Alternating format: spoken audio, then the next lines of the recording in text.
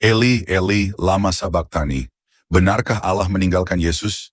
Banyak orang mengira ucapan Yesus di kayu salib ini adalah bentuk keputusasaan, seolah-olah Yesus merasa benar-benar ditinggalkan oleh Bapanya. Namun pemahaman seperti ini terlalu dangkal dan mengabaikan konteks teologis, budaya Yahudi, dan latar Mazmur yang dikutip Yesus. Yesus tidak berbicara sembarangan.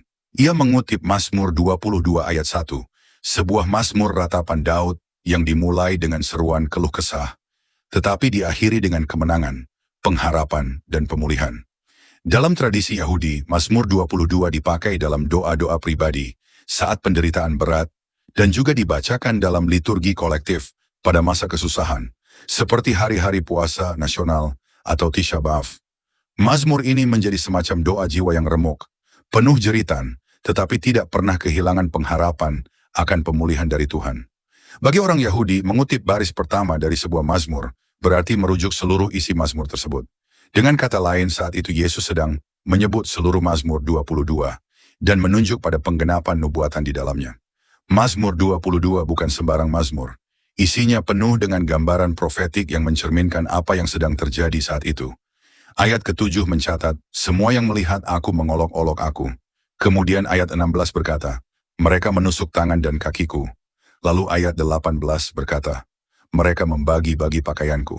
Semua yang dituliskan di Mazmur 22 terpenuhi dalam rangkaian peristiwa penyaliban Kristus. Artinya di sini Yesus sedang menunjukkan bahwa semua ini bukan kebetulan.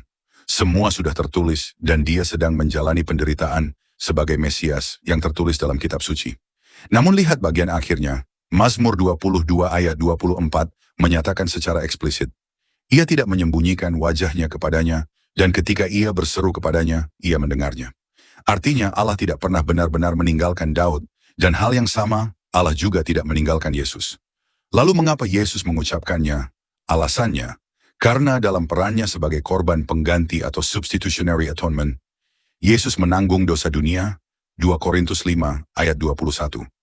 Ia merasakan beban murka Allah terhadap dosa dan mengalami kegelapan rohani, bukan sebagai pribadi berdosa, tapi sebagai wakil umat manusia. Jadi, Eli, Eli, lama sabachthani bukan ratapan tanpa pengharapan.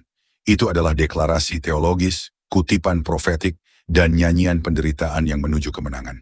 Itu adalah bagian dari karya penyelamatan Tuhan, yang puncaknya adalah kebangkitan Kristus. Di hari ketiga, terang menembus kegelapan. Ia bangkit, dan Mazmur 22 pun tergenapi dengan sempurna. Tidak hanya secara simbolik, tapi secara harfiah dan detail.